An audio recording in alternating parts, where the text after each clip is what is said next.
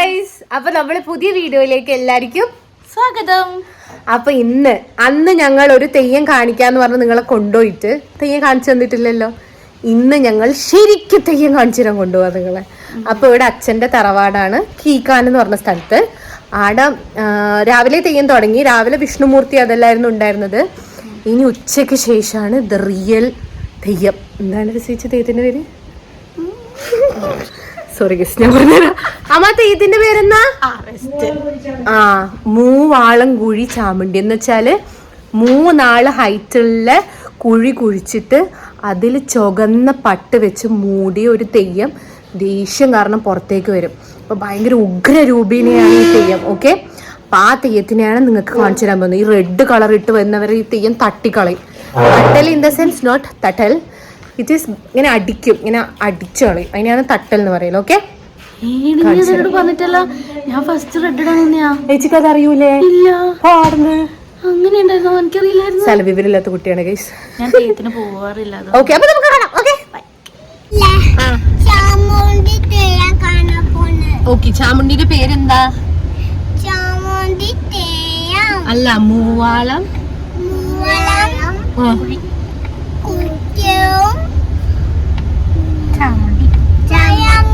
മൂവാളൻകുഴി ചാമുണ്ടി.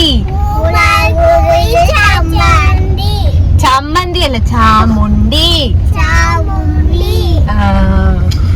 അപ്പൊ നമ്മൾ പെണ്ണുങ്ങളെല്ലാം ഹെയറിൽ കേൾ ചെയ്തിട്ടാണ് പോകുന്നത് ഗൈസ്. കണ്ടോ എന്റെ കേഴ്സ്, പാർവിയുടെ കേഴ്സ് ആൻഡ് ഋഷിച്ചിയുടെ കേഴ്സ് ആൻഡ് ഇറ്റുവിന്റെ കേഴ്സ്. ചിലരെ മുടി ഓൾറെഡി കളിയാണ്. അത് കണ്ടോ, യൂണിക്കോൺ കണ്ടോ നിങ്ങൾ? ഇവിടെ അമ്മയുണ്ട്. അമ്മ ഹായ് പറയും. ഹായ്. അപ്പുറത്ത് ബൈത്തും ഉണ്ട്. നമ്മളിപ്പോ എത്തി, തെയ്യത്തിന്റെ സ്ഥലത്തെത്തി. വണ്ടി ഇവിടെ ഒരു ബന്ധുവിന്റെ വീട്ടിൽ പാർക്ക് ചെയ്തിട്ടുണ്ട്. ഇനി നമുക്ക് പോവാം. ഈ ഊടുവഴികളുടെ വേണം പോകാൻ. വേറെ നല്ല വഴിയുണ്ട്, പക്ഷെ ഇത് കുറച്ചുകൂടെ ഈസി ആക്സസ് ആണ്. അങ്ങനെ നമ്മൾ വണ്ടിയെല്ലാം പാർക്ക് ചെയ്തിട്ട്, ഇത് അമ്മയുടെ, നമ്മളൊരു ബന്ധുവായിട്ട് അമ്മയുടെ ഒരു ഫ്രണ്ടാണ് ഈ വല്യമ്മ. അങ്ങനെ ഈ തെയ്യത്തിന് തൊഴാൻ വേണ്ടിയിട്ട് നോർമലി എല്ലാവരും ഇങ്ങനെ ചില്ലറ പൈസയാണ് എടുക്കാറ്. അപ്പൊ എന്റെ പേഴ്സിൽ എപ്പോഴും 500, 1000, 2000 ഒന്നും ഉണ്ടാവാറില്ല. 10, 20, 30 ഉണ്ടാവാറുള്ളൂ. അപ്പൊ ബൈത്തേട്ടൻ എൻ്റെ നിന്ന് ചില്ലറയും വാങ്ങിയിട്ട് നമ്മൾ നടക്കുന്നതാണ്. ഇത് മറ്റേ കഴുങ്ങും തോട്ടായതുകൊണ്ട് തന്നെ അണ്ണീവനായിരുന്നു മുഴുവനും. പിള്ളേർക്കെല്ലാം ഓടാൻ ഭയങ്കര സന്തോഷം ഉണ്ടായിനി, നല്ല സുഖം ഉണ്ടായിനി, എല്ലാം ഓടി കളിക്കുന്നുണ്ടായിനി. പിന്നെ പക്ഷെ അമ്മക്ക് നടക്കാൻ കുറച്ച് ബുദ്ധിമുട്ടുണ്ട്. അപ്പൊ രസിച്ച് ഇങ്ങനെ കോമഡി പറയുന്ന, നമ്മൾ വീഡിയോ കണ്ടാൽ ആരെങ്കിലും പറയും അമ്മക്ക് ഇങ്ങനെ നടക്കാൻ പറ്റൂല എന്ന്. അമ്മക്ക് നടക്കാൻ പറ്റാകിയൊന്നും ഇല്ല കേട്ടോ. പക്ഷെ ഇങ്ങനെയുള്ള സ്ഥലമാകുമ്പോൾ നമുക്ക് കുറച്ച് ബുദ്ധിമുട്ടുണ്ടാവും. അമ്മ ഹെൽത്തിയാണ്, ഞാനിപ്പോ ഇങ്ങനെ പറഞ്ഞു എന്നേ ഉള്ളൂ.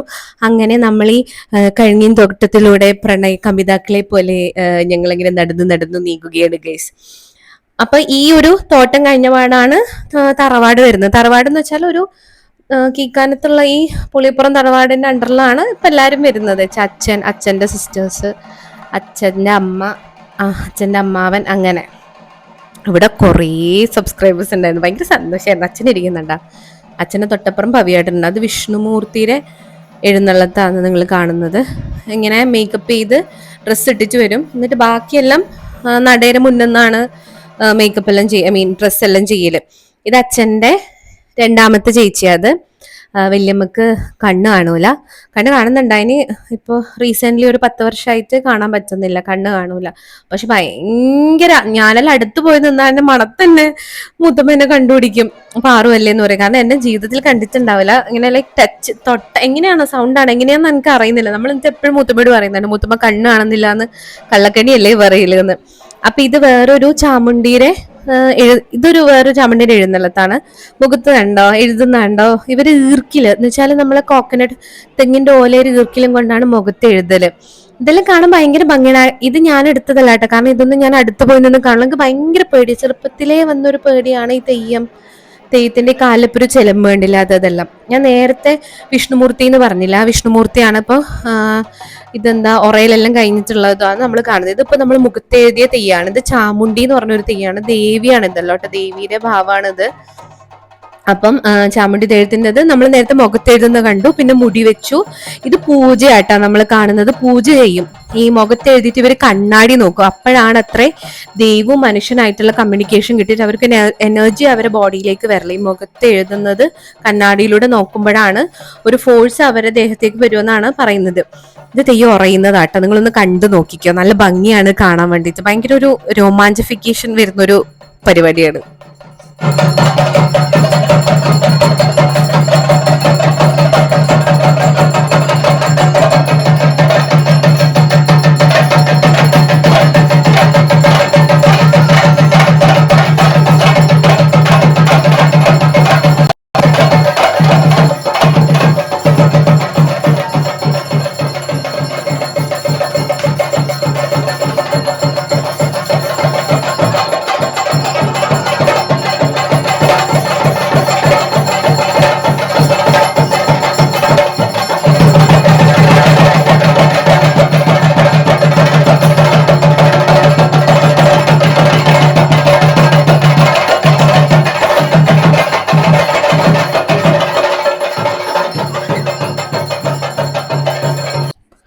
പൊറയിലെല്ലാം കഴിഞ്ഞിട്ട് വരാഹി ദേവിയുടെ ഒരു മുഖം വെച്ചിട്ട് പിന്നെ അങ്ങനെ കളിച്ചു.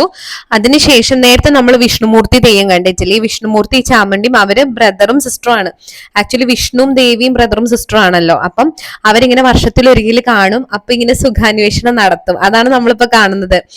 ചേച്ചിക്ക് സുഖാണോ, മോന് സുഖാണോ എന്നുള്ള രീതിയിൽ ചോദിക്കുന്നത്. അങ്ങനെയല്ല കേട്ടോ, അവരെ തമ്മിൽ എന്തോ ഒരു തോറ്റവും സംഭാഷണവും ഉണ്ട്.